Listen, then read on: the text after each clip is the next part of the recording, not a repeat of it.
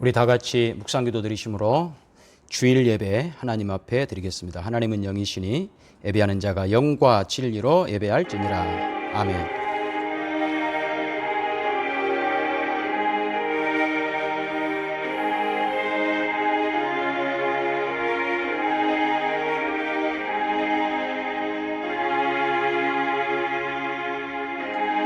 하나님 아버지 감사합니다.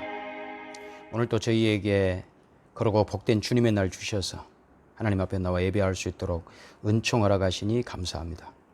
하나님 아버지, 예배를 통하여 주님 홀로 영광 받으시고 하나님께서는 우리를 예수 그리스도 안에서 하나님의 복된 자녀로 부르셨으며 성령 안에서 우리와 늘 교통하시며 우리와 연합하시며 우리를 복된 길로 인도하심을 기억하며 기쁨으로 감사함으로 예배하며 아버지 앞에 영광 돌리는 복된 시간이 되게 하옵소서. 예수님의 이름으로 기도드리옵나이다. 아멘. 찬송가 1장 찬송하시겠습니다.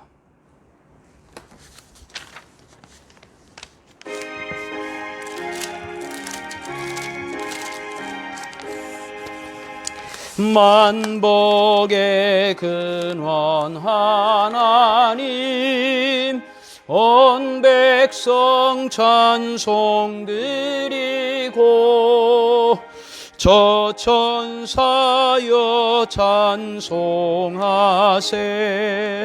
찬송 성부 성자 성령. 아멘. 사도신경으로 신앙 고백하겠습니다.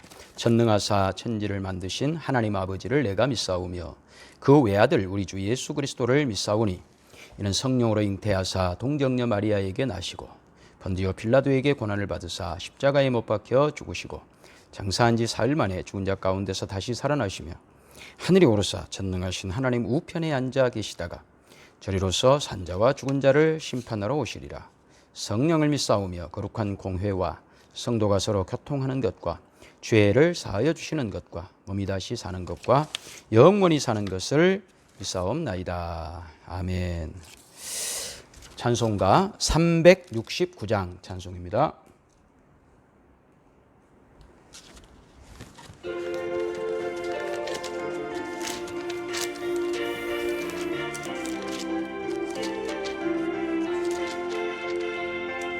죄짐 맡은 우리 구주 어찌 좋은 친군지, 걱정 근심 무거운 짐 우리 주께 맡기세. 주께 고함 없는 고로 복을 받지 못하네. 사람들이 어찌하여 아랠 줄을 모를까. 시험 걱정 모든 괴로움 없는 사람 누군가. 부질없이 낙심 말고 기도 드려 아뢰세. 이런 진실하신 친구 찾아볼 수 있을까. 우리 약함 아시오니 어찌 아니하랴까.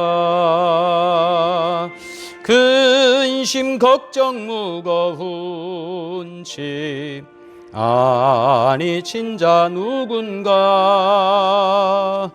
비난처는 우리 예수 주께 기도드리세. 세상 친구 멸시하고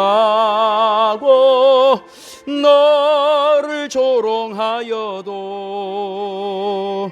예수 품에 안기어서 참된 위로 받겠네. 아멘.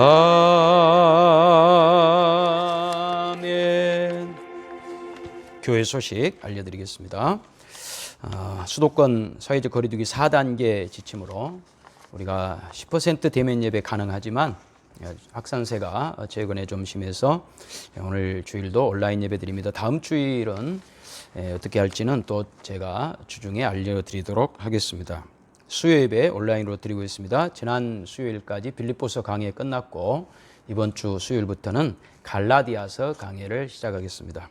수요 예배 통화에서도 많은 은혜 받으시기 바랍니다. 나머지는 주보를 참고해 주시기 바랍니다. 하나님 앞에 드려진 헌금을 위하여 기도드리겠습니다. 하나님 아버지 감사합니다. 이 시간 아버지 앞에 마음과 뜻과 정성 모아 우리의 믿음을 고백해 하시니 감사합니다. 하나님께서는 이 물질을 사랑하는 것이 아니라 우리를 사랑하십니다. 그래서 우리를 더 복된 자녀 삼으시려고 세상 욕심 부리지 말고 하나님 안에서 복된 인생 살게 하기 위하여 우리에게 헌금을 가르치셨습니다. 기쁨으로 감사함으로 드리게 하시고 가장 귀한 헌금은 우리 자신들이 하나님 앞에 머무러 드려지는 산제사임을 기억하여 우리 일상의 삶 속에서 늘 주님과 동행하는 복된 저희들이 되게 하여 주시옵소서. 예수님의 이름으로 기도하옵나이다. 아멘. 하나님 말씀 보겠습니다. 하나님 말씀은 사사기 2장 16절에서 23절 말씀입니다. 사사기 2장 16절에서 23절 말씀까지 봉독해 드리겠습니다.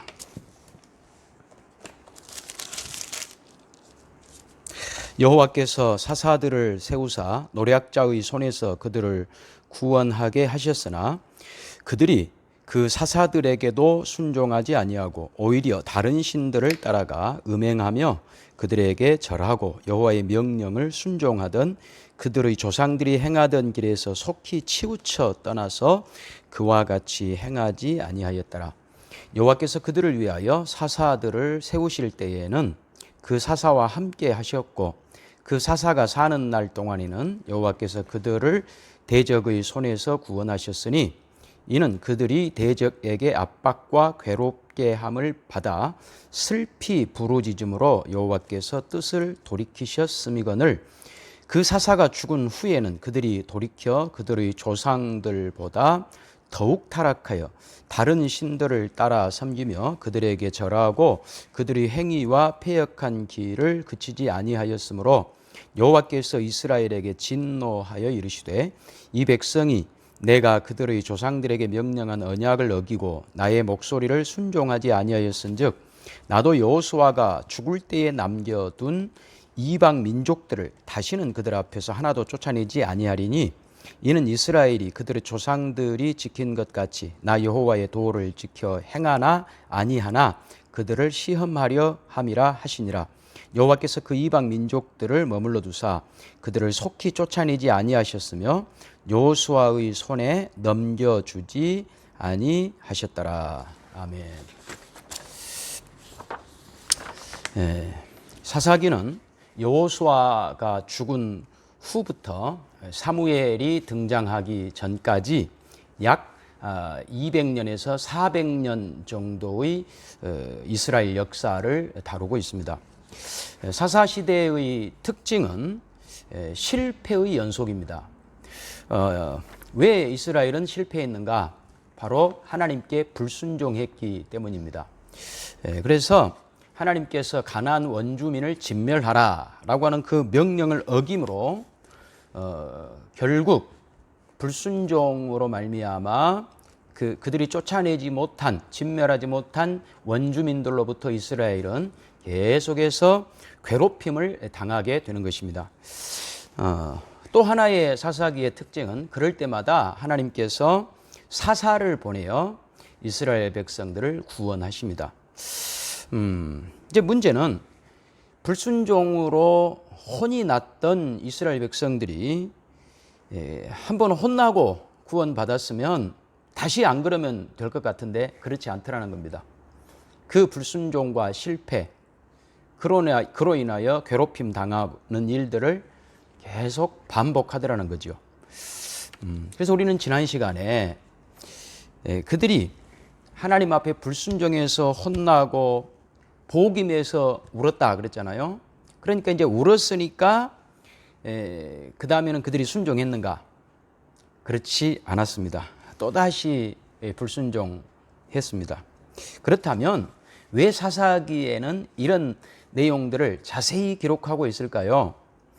어떻게 보면 좀 지루할 정도로 이스라엘의 반복된 실패, 그로 인하여 그들이 당하는 고통, 이런 것을 계속 반복해서 보여주는 이유는 그럼에도 불구하고 하나님이 그들을 버리시지 않더라. 이것이 핵심입니다.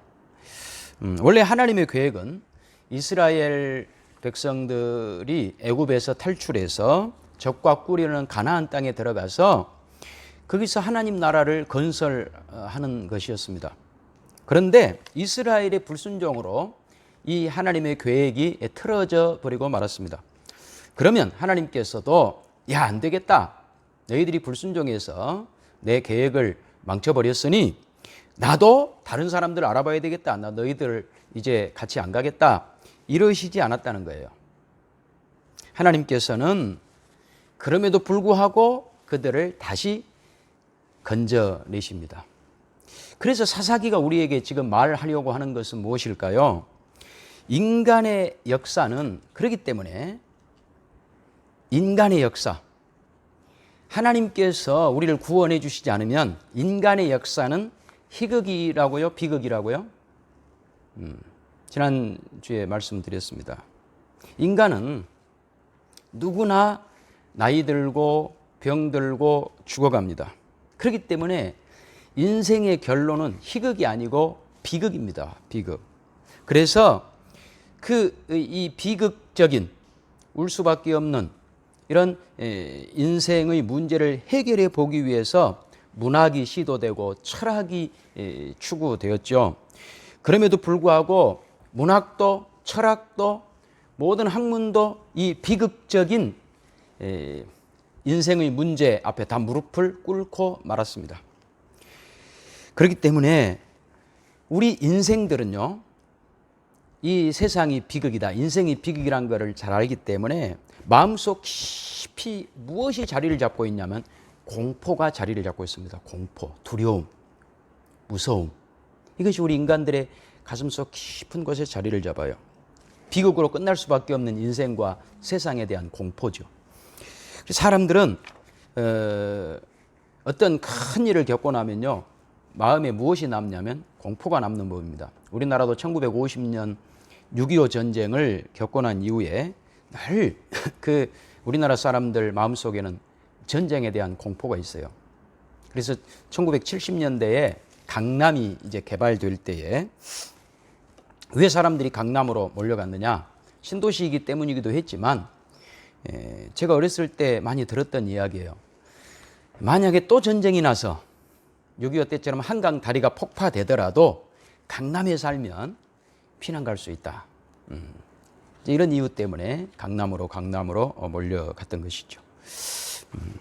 우리 한국은요, 6.25 전쟁 이후에 그 짧은 시간 동안 민주화와 산업화를 동시에 이루어낸 민족입니다. 제가 어렸을 때 그 베트남 난민들, 그렇죠? 베트남 전쟁이 일어나고 그 베트남 난민들이 배를 타고 이곳저곳 떠돌아다니는 이제 그런 사진들을 많이 보았어요. 보트 피플이라 그러잖아요. 난민. 보트 타고 이곳저곳 떠다닌다. 그래서 보트 피플인데 6.25 전쟁을 겪은 우리들에게 그로부터 한 20년 후에 있었던 베트남 전쟁은 굉장한 공포를 우리에게 안겨다 줬습니다. 엄청난 공포. 그래서 우리가 잘못하면 우리도 베트남 난민들처럼 된다. 이런 이야기를 제가 어렸을 때 학교의 선생님들에게 많이 들었습니다. 그래서 열심히 일해야 된다. 그래서 우리가 국력을 키워야 된다. 그래서 사우디 가서 일하고 중동 가서 일하고 그래서 돈을 벌어왔어요. 그래서 우리나라가 산업화가 된 거죠. 그래서 요즘에는 9 to 5잖아요. 9시에 출근해서 5시에 퇴근한다. 그런데 그때는요, 5 to 9이었어요. 5시에 출근해서 밤 9시에 퇴근하는 거의 야간 작업을 빠지지 않고 했던 이제 그런 시절이 우리나라가 산업화되던 시절이었습니다. 그래서 그래서 우리나라는 지금 세계 10위권의 경제 강대국이 되었습니다. 그래서 제가 여러분에게 질문합니다. 그러면 이제 우리 마음속에 공포는 사라졌습니까? 우리나라가 이렇게 잘 살게 됐으니까, 경제 대국이 됐으니까 이제 무섭지 않습니까? 두려움이 없습니까? 그렇지 않습니다. 무엇을 이루어도요, 우리 인간 마음속에는요, 가장 깊숙한 곳에 무엇이 자리 잡고 있냐 묻는다면 여전히 두려움입니다. 공포입니다. 공포. 그래서 오늘은 제가 여러분에게 영화를 한 편 또 소개하려고 그래요. 지옥의 묵시록이라고 하는 영화예요. 오늘은 이제 오후에 그 올레 TV 가면 구입할 수 있어요. 한 1,500원 정도 주면 이 지옥의 묵시록 구입할 수 있으니까 한번 보세요. 원래 이 지옥의 묵시록이라고 하는 영화는 원작이 있습니다. 조셉 콘레드라고 하는 이 영국 작가인데 그 원작이 Heart of Darkness예요. Heart of Darkness, 암흑의 심연, 이런 제목인데요. 그 배경은, 이 원작 배경은 19세기 이제 후반 그 탐험 소설이 한참 붐을 이룰 때 이 조셉 콘레드가 이 작품을 썼어요. 그런데 이 작품은 당시의 그 문학 작품들, 이 탐험 소설들과는 굉장히 달랐어요. 그래서 이제 문제작이 됐죠. 당시에 탐험 소설들은 톰 소여의 모험, 허클베리 핀의 모험, 뭐 타잔, 뭐 이런 그 미지의 세계에 대한 동경, 이제 이런 것이 주제였다면 이 암흑의 심연은요 전혀 주제가 달라요. 그래서 이 작품은요 그 미지의 세계를 들어가고 결론은 깊숙한 곳에 들어갔더니 결론은 두려움이더라. 미지에 대한 동경이 아니라 깊숙이 들어가면 들어갈수록 더 무서움, 두려움이 결론이더라. 이런 작품이다 이 말이죠. 그래서 오늘은 영화는 여러분이 이제 그 각색을 해서 베트남 전쟁으로 이걸 각색해서 만들었는데 주제는 똑같아요. 주제는. 그러니까 영화로 보시고 오늘은 제가 소설로 여러분들에게 이야기를 해드리겠어요. 이 소설은 그 19세기 서구 열강들이 아프리카 대륙을 식민지로 삼는 이제 그런 시대를 배경으로 하고 있어요. 그래서 많은 걸 수탈했죠. 아프리카 사람들한테 가가지고요. 그런데 이 유럽의 한 무역회사에 그 말로라고 하는 직원이 있어요. 이제 말로라고 하는 직원이 나오는데 그 같은 회사의 주재원이 커츠예요. 커츠. 그런데 이 커츠는 아프리카 콩고에 가가지고 거기에서 그 코끼리 상아를 수집해가지고 그거를 이제 본국으로 보내는 그런 무역회사의 주재원인데 실력이 엄청나요. 이 커츠는. 다른 사람들이 상아를 실어오면 커츠는 몇 배를 그 다른 사람들의 몇 배를 상아를 수집해가지고 보내는 이제 그런 아주 실력 있는 그런 주재원이었어요. 그런데 이 커츠가 더 많은 상아를 모으려고 하다가 콩고강 더 깊숙한 곳에 들어가서 어느 순간 연락이 딱 끊겨버린 거예요. 그래가지고 이제 이 회사의 최고의 주재원이 연락이 안 되니까 본국에서 또 다른 유능한 주재원인 말로를 보내가지고 커츠의 그 상태를 한번 알아보고 와라. 도대체 연락이 끊겼으니 어떻게 됐는지 모르겠다. 한번 가서 알아봐라. 이제 가는 과정에서 많은 그 끔찍한 장면들을 보게 돼요. 상아를 채취하기 위해서 막 양민들을 무자비하게 죽어나가고 그 과정에서 이제 말로와 함께 가는 커치에게 가는 그 일행들도 막 미쳐가고 막 이런 일들이 막 일어나요. 그리고 우여곡절 끝에 커치에게 도착을 했는데 놀라운 광경을 보게 돼요. 커치는 자기가 총과 모든 무기를 다 동원해가지고 그동안 상아를 다른 사람들보다 더 많이 긁어 모았고 결국에는 이 사람이 누구도 꼼짝 못하게 만드는 그런 모든 무기를 동원해서 그렇게 해서 자기 왕국을 만들어 놨더라는 거예요. 그 콩고강 깊숙한 곳에. 그래가지고 그 원주민들을 전부 이 무력으로 폭력으로 세뇌를 시켜가지고 다 자기 종들처럼. 그래서 이 커츠라는 사람을 들어가 봤더니 신처럼 떠받들고 있더라는 거예요. 신처럼. 요즘으로 말하자면 사이비 교주가 되어 있는 거예요. 사이비 교주. 그런데 이제 이 커츠를 데리고 오려고 본국으로 데리고 오려고 그랬더니 이제 커츠는 엄청난 그 심한 병에 걸려가지고 죽어가고 있었어요. 그러면서 결국은 커츠를 데려오지 못하고 커츠가 병으로 죽게 되는데 죽어가면서 하는 말이 이 소설의 주제예요. 더 하러, 더 하러. 하러가 뭐예요? HORROR, 하러. 무서워, 두려워, 두려워. 그러면서 이 소설이 끝나요. 여러분, 이게 이제 지옥의 묵시록이라고 하는 영화로 각색이 돼서 이제 만들어졌는데, 이제 여러분 소설은 보지 말고 영화를 보세요. 프란시스 포드 코플라 감독이 만든 영화인데 대부를 만들었던 이 감독과 같은 감독이에요. 그래서 콘레드 소설을 원작으로 해가지고 말로는 그 윌라드 대위가 돼요. 그래서 베트남 전쟁을 배경으로 이제 각색을 했어요.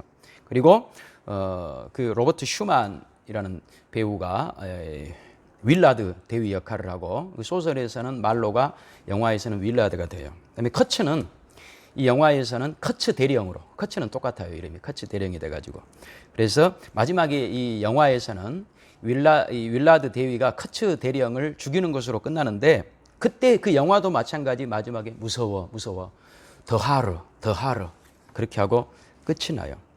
사람들에게 이 커츠는요 신으로 추앙을 받았지만 엄청난 능력으로 사람들을 제압하고 그 위에 군림을 했지만 그러나 이 사람은 시간이 가면 갈수록 사람들로부터 떠받들음을 당하고 신처럼 대접을 받았지만 그 마음속에 있는 두려움은 점점 커져갔던 거예요. 그래서 영화에는요 누군가 와서 나를 이 두려움으로부터 끝내줄 사람을 기다리고 있었어요. 그래서 죽어야 이 공포가 끝난다. 이 공포가 끝이 없다. 이거를 반복해요. 여러분, 그러나 우리는 아는 거예요. 우리 예수 믿는 사람들은 무엇을 아느냐? 죽는다고 공포가 끝나지 않는다는 걸 우리는 알아요. 운다고 끝이 아니라고 하는 걸 우리는 지난 시간에 복임 사건에서 배웠잖아요. 그래서 이 사사기는 이런 울음, 비극, 공포로 끝날 수밖에 없는 이 인생을 하나님께서 뒤집어 엎으시는 거예요. 구원하시는 거예요. 그렇기 때문에 이 세상이 얼마나 공포스러운가를 우리에게 보여주기 위해서 이런 사사기의 비극들이 계속해서 반복되고 있는 거예요. Heart of Darkness, 어둠의 시면, 암흑의 시면, 그것이 우리 인간의 마음이에요. 그러니까 이 어둠이 얼마나 깊어야 빛이 소중한지를 알 수 있잖아요. 그러니까 사사기는 그 두 가지를 보여주는 거예요. 깊은 어둠, 인간이 헤어나올 수 없는 그런 어둠, 암흑의 세계, 그거를 적나라하게 보여줘야 그것으로부터 우리가 구원받았음을, 그 구원받았다는 의미가 무엇인지를 제대로 알게 되는 거죠. 그래서 하나님께서 우리에게 진정한 구원의 기쁨을 알려주시기 위하여 사사기의 이 배경으로 깔고 있는 것이 뭐냐면요, 자유예요. 자유. 그래서 오늘 설교의 제목이 사사기의 배경, 자유예요. 그러니까 우리는 사사기를 읽으면서 이 두려움, 공포를 배우게 돼요. 그런데 이 두려움은 어디로부터 왔느냐면 불순종으로부터 왔잖아요. 그러면 불순종은 또 어디서부터 왔냐면 하나님께서 자유를 주셨기 때문에 불순종했어요. 하나님께서 이 사람들을 계속해서 이스라엘 사람들을 애굽의 종노릇 하게 했다면, 그들을 가나안으로 안 데리고 왔다면 그들이 불순종도 없잖아요. 그런데 적과 꿀이 가나안 땅에 들어가서 그들이 하나님 명령에 순종할 수 있고 불순종을 선택할 수 있는 자유를 주셨더니 이 사람들이 순종하는 것이 아니라 그 자유를 이용해서 불순종을 선택하고 말았다는 거예요. 그로 말미암아 고통이 왔고 그로 말미암아 심한 두려움이 그들의 마음을 장악하게 된 것이죠. 그래서 우리는 오늘 이 자유라는 말 속에서 하나님 이들에게 자유를 주셨다라고 하는 이 말씀 속에서 우리 인간의 문제가 무엇인지를 알고 또 하나님의 구원 계획이 무엇인지도 알게 돼요. 이 두 마리 토끼를 우리는 다 잡을 수 있어요. 인간의 문제가 무엇인가. 그리고 하나님의 구원 계획이 어떻게 이루어지는가도 이 자유라고 하는 이 단어 속에서 우리가 알게 돼요. 여러분, 우리 인간에게 가장 필요한 것은 뭘까요? 돈일까요? 지위일까요? 행복일까요? 건강일까요? 여러분, 이 모든 것을 가져도 자유가 없으면 말짱 꽝입니다. 그렇지 않습니까?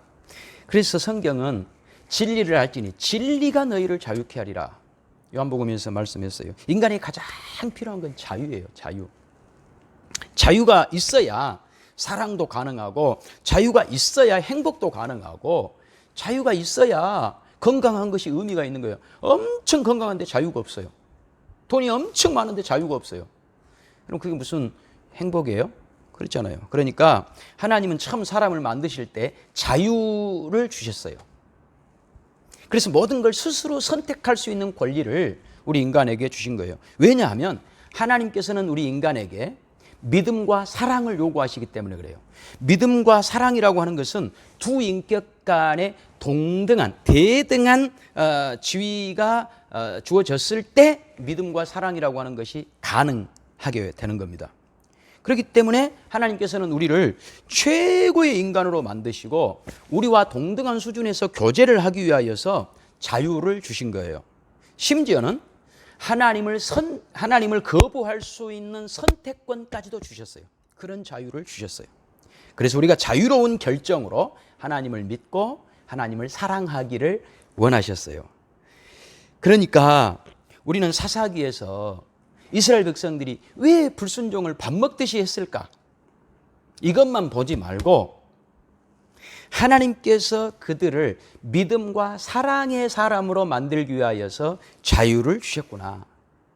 그러니까 이 자유를 줘놓고 너희들이 어떻게 하나 한번 보자. 그들을 덫에 걸리게 하기 위한 자유가 아니라 정말 그들이 잘 되기를 원하시는, 그들을 인격적으로 대우하시는 하나님의 배려하심이에요. 이것이 그들에게 자유로 주어졌던 것입니다. 여러분, 우리는 기독교 신앙을 관통하는 핵심 내용이 자유라는 것을 알아야 됩니다. 자유가 무엇일까요? 하나님께 우리에게 그렇게 자유를 주시고 싶어 하세요. 자유가 무엇인지를 알기 위해서 여러분이 잘 아는 누가복음 15장 11절 이하에 우리가 소위 말하는 탕자의 비유를 한번 볼 필요가 있어요. 누가복음 15장 11절입니다. 누가복음 15장 11절. 또 이르시되 어떤 사람에게 두 아들이 있는데 그 둘째가 아버지에게 말하되 아버지여 재산 중에서 내게 돌아올 분깃을 내게 주소서 하는지라. 아버지가 그 살림을 각각 나누어 주었더니 그 후 며칠이 안 되고 둘째 아들이 재물을 다 모아가지고 먼 나라에 가 거기서 허랑방탕하여 그 재산을 낭비하더니 다 없앤 후 그 나라에 크게 흉년이 들어 그가 비로소 궁핍한지라. 가서 그 나라 백성 중 한 사람에게 붙여사니 그가 그를 들로 보내어 돼지를 치게 하였는데 그가 돼지 먹는 쥐염 열매로 배를 채우고자 하되 주는 자가 없는지라. 이에 스스로 돌이켜 이르되 내 아버지에게는 양식이 풍족한 품꾼이 얼마나 많은가. 나는 여기서 줄여 죽는구나.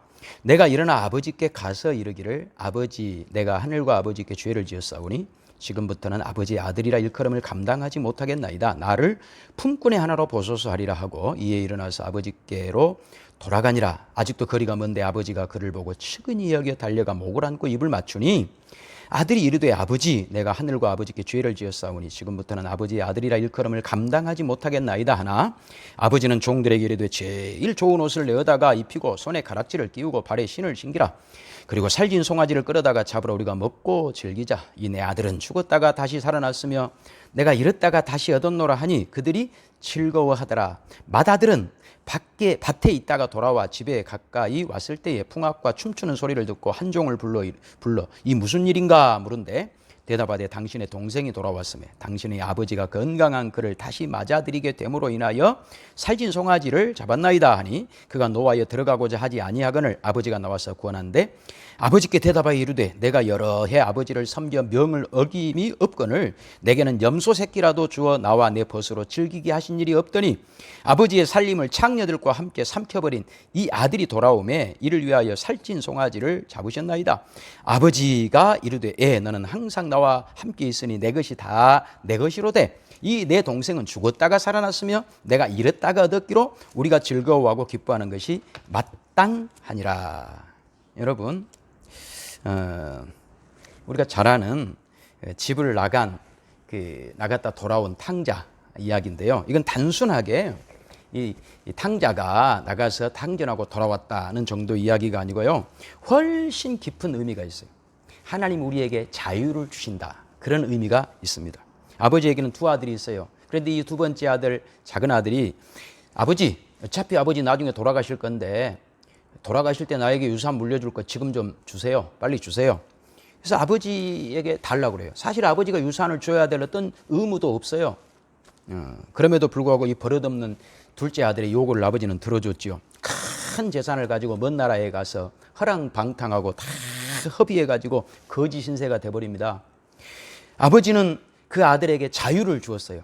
자유의 소중함을 가르쳐 준 거죠. 그런데 그 아들은 자유를 잘못 사용했죠.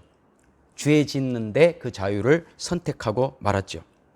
하나님께서 아담과 하와를 처음 만드셨을 때 자유를 주셨어요. 그 자유를 가지고 하나님 섬기라고, 자유롭게 하나님 섬기라고. 그런데 그들은 그 자유로 하나님을 배반하는데, 불순종하는데 써먹고 말았던 것과 같습니다. 모든 것을 잃어버린 이 둘째 아들, 자기가 자초한 결과이죠.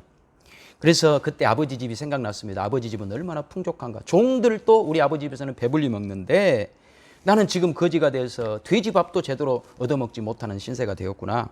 내가 종으로라도 아버지 집으로 돌아가야 되겠다. 돌아왔습니다. 그런데 아버지는 종이 아니라 다시 그를 아들의 지위 회복시켜 주셨습니다. 손에 반지를 끼워주고, 그 다음에 발에 신을 신겨주고, 송아지를 잡고 잔치를 벌립니다. 밖에서 일하고 온 장남 큰아들이 집에 떠들썩한 소리가 나요. 그 종들한테 지금 우리 집에 무슨 일이 일어났는가 물어봤더니 동생이 돌아왔습니다. 그렇게 말한 거예요. 아버지에게 큰아들이 항의를 합니다. 아버지, 세상에 이럴 수가 있습니까? 그렇게 이제 땡깡을 놓고 있으니까 아버지가 밖으로 나갔어요. 그래서 애야, 내 동생이 돌아왔다. 같이 들어가 우리 잔치를 즐기자. 그랬더니 큰아들이 싫습니다, 아버지. 창녀와 함께 모든 것을 다 먹어버린 이 무지막지한 놈을 아버지가 이렇게 받아줄 수 있습니까? 언제 아버지는 나한테 이런 잔치 한번 해준 적 있습니까? 아버지한테 항의를 합니다. 그러나 아버지는 이거는 둘째 아들의 잘잘못 그것이 문제가 아니라 아버지와 아들의 관계가 네가 생각하는 그런 것이 아니다. 이렇게 말하는 거예요. 나가서 이 아들이 사고를 쳤는지 다 재산을 탕진했는지 이것이 아니라 아버지와 아들이라고 하는 그 관계는 어떤 것으로도 끊을 수 없다. 잘하면 아들이고 못하면 아들이 아니고 잘하면 아들의 지위를 얻고 못하면 지위를 뺏겨버리고 그런 것이 아니라는 거예요. 그 관계를 위해서 아버지는 아들에게 자유를 준 거예요. 하나님 아버지도 마찬가지예요. 우리가 너무 소중한 자녀이기에 하나님 우리에게 자유를 주셨어요. 그러나 우리는 그 자유를 가지고 죄를 지었어요. 그럼에도 불구하고 우리가 잘못한 대로 하나님은 벌하지 않으세요. 왜 그러냐? 하나님과 우리와의 관계 때문에 그래요. 잘못한 우리를 찾아오셔서 결국은 우리를 구원하시고 항복하셔서 복된 인생으로 살게 하시는 거예요. 이것을 위해서 하나님께서는 하나님을 떠나버린 인생, 그 실상이 무엇인지를 알게 하시려고 우리에게 공포가 무엇인지를 가르쳐 주시는 거예요. 우리 인생이 스스로 선택한 결과는 아무리 그가 세상에 성공하고 높아져도 공포, 두려움, 더하러, 무서워. 이것이 지옥의 묵시록의 커츠 대령의 마지막 대사였다니까요. 죽어가면서 무서워. 높아지면 높아질수록 더 무서운 거예요. 그래서 우리는 책도 보고 영화도 봐야 돼요. 그래서 뭘 발견해야 됩니까? 이 세상이 무엇인지를 알아야 돼요. 이 세상이 공포로 가득 차 있다는 걸 여러분이 아셔야 돼요. 공포가 무엇인지 모르면요, 회개가 무엇인지도 모르고 구원이 무엇인지도 모르게 돼요. 자유가 없는 곳, 여러분, 그곳은 감옥 아닙니까? 감옥. 자유가 없는 곳에 가장 대표적인 것이 감옥입니다. 감옥은요, 모든 것을 허락받아야, 화장실 한번 간 것도 허락받고, 그러니까 쇼생크 탈출에 나오는 그 레드가 40년 만에 가석방 도장 딱 받고 감옥에서 나오는데, 그 마트에 가서 이제 일을 하려고 사회에 적응해 보려고 하는데 안 됩니다. 화장실만 가도 매니저에게 저 화장실 다녀올 거예요. 그랬더니 매니저가 이리 와보라고. 화장실 갈 때는 허락 받지 말고 그냥 가라고. 그랬더니 레드가 뭐라 그래요? 나는 허락을 안 받으면 오줌도 안 나온다. 얼마나 비극입니까? 자유 없는 인간의 비극. 이것을 보여주지 않습니까? 여러분, 교회는요, 이 해결할 수 없는 인간의 공포로부터 하나님께서 구원해 준 사람들이 모이는 곳이에요. 우리가 잘나서 모인 사람들이 아니에요. 사사기에서 처절하게 고발하는 것은 뭐냐면 모든 인간의 비극, 그로 말미암은 공포. 이것이 우리 지금 인생사에 반복되고 있다고 하는 것을 사사기는 보여줘요. 매일매일 눈만 뜨면 우리는 확인하는 겁니다. 그래서 이런 것을 알면 하나님께서 왜 선악과를 만들어서 아담이 죄짓게 했을까? 여러분, 이런 질문은 우리가 몰라서 하는 질문이에요. 자유라고 하는 말 속에 답이 들어있어요. 하나님 우리를 사랑하시는 거예요. 하나님 우리를 얼마나 인격적으로 대하셨으면 자신을 거역할 수 있는 자유까지도 주셨을까? 이게 해답이에요. 이게 해답. 여러분, 자유가 없으면요, 사랑과 믿음은 불가능합니다.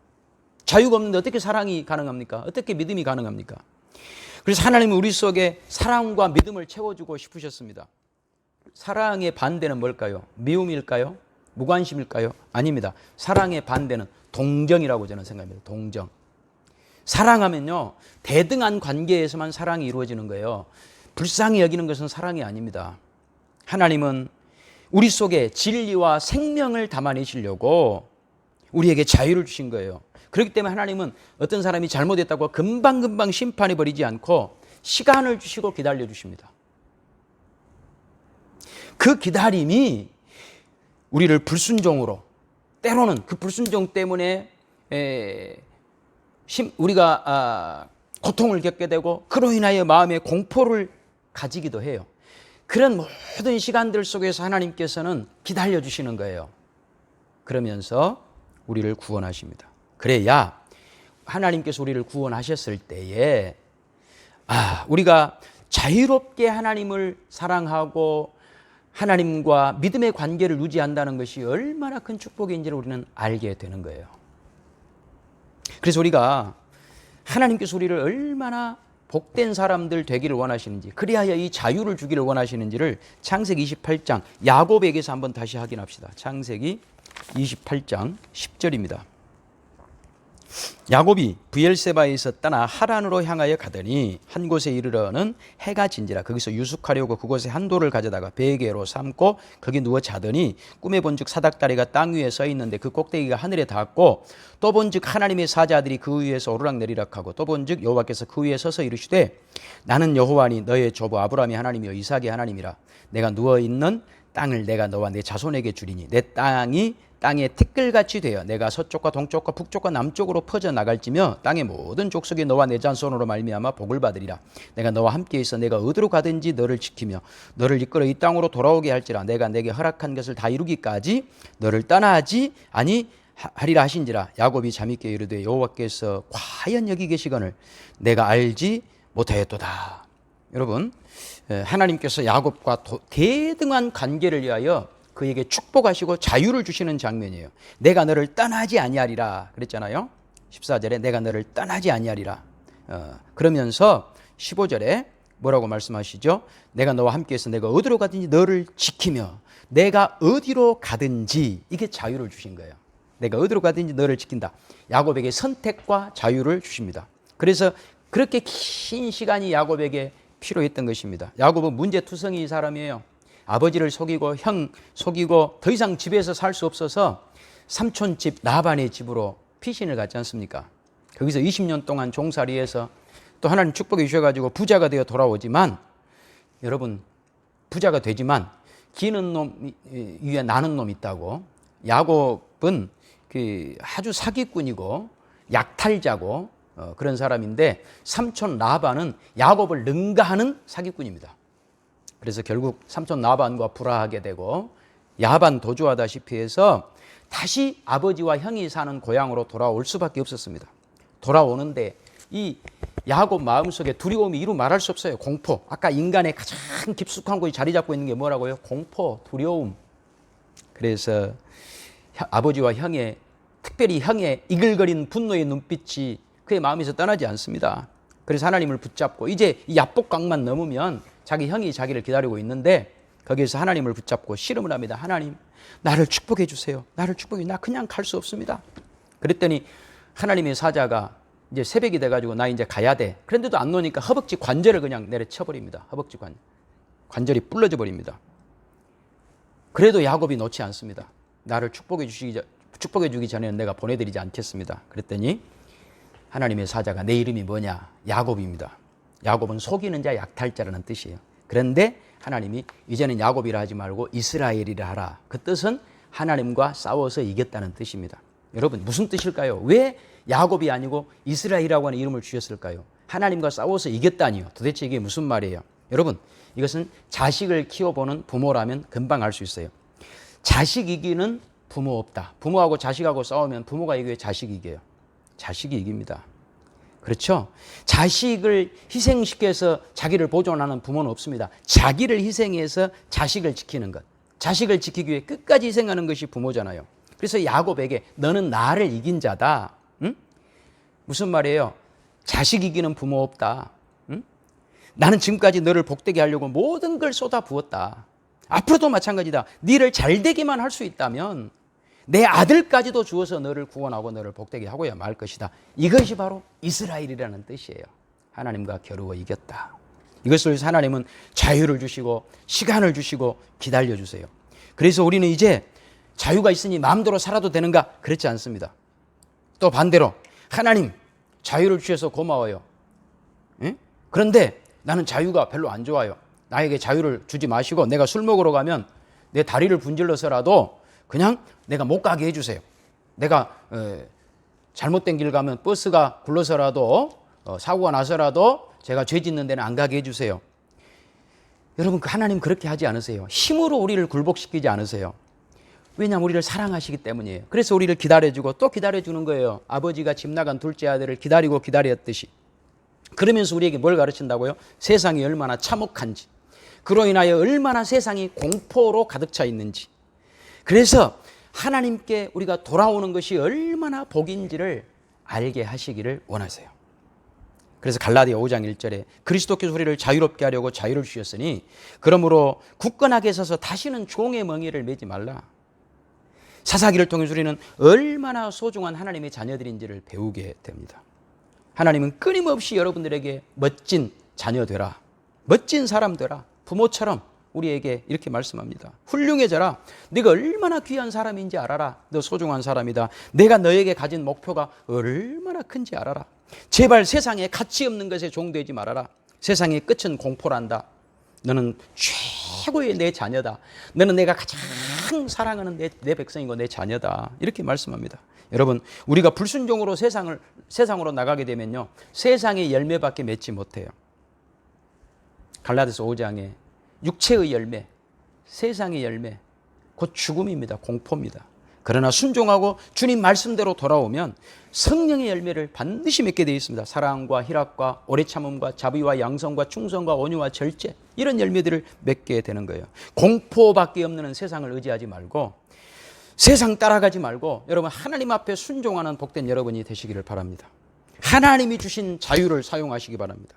그래서 세상은 여러분 아닌 것 같은 얼굴을 하고 있지만 사실은 전부 공포로 떨고 있어요. 세상은 다 미쳐 있어요. 문학, 철학, 학문 어디에도 평안은 없어요. 공포밖에 없어요. 그러나 하나님 안에만 자유가 있어요. 하나님 안에는 자유가 충만해요.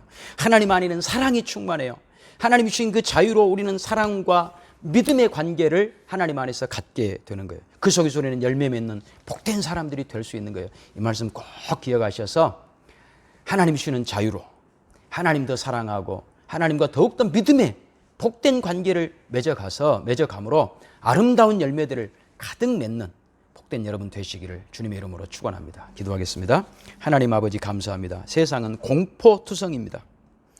공포밖에 없는 세상 의지하지 말고 하나님 주신 자유로 하나님 사랑하고 하나님 순종하며 하나님 더 믿음의 관계 잘 유지해서 성령의 좋은 열매들을 맺어가는 복된 저희들이 될 수 있게 하옵소서. 이를 위하여 하나님 우리에게 얼마나 좋은 것을 주셨고 우리를 얼마나 사랑한지를 깨달아서 하나님 안에서 날마다 열매 맺어가는 복된 저희가 되게 하옵소서. 예수님의 이름으로 기도하옵나이다. 아멘.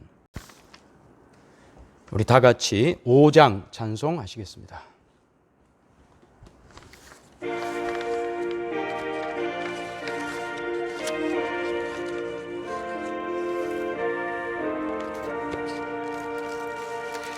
이 천지간 만물들아 복 주시는 주 여호와 전능성부 성자 성령 찬송하고 찬송하세. 아멘. 이제는 우리 주 예수 그리스도의 은혜와 하나님 우리 아버지의 크고 놀라우신 사랑과 성령님의 교통하심이 공포밖에 없는 이 세상 의지하지 말고 우리에게 주신 자유 소중히 여기며 그 자유로 하나님 사랑하며 하나님 신뢰하며 우리 성령님 따라감으로 성령의 좋은 열매 맺기를 원하는 복된 심령들 위에 이제와 영원토록 함께 있을지어다. 아멘.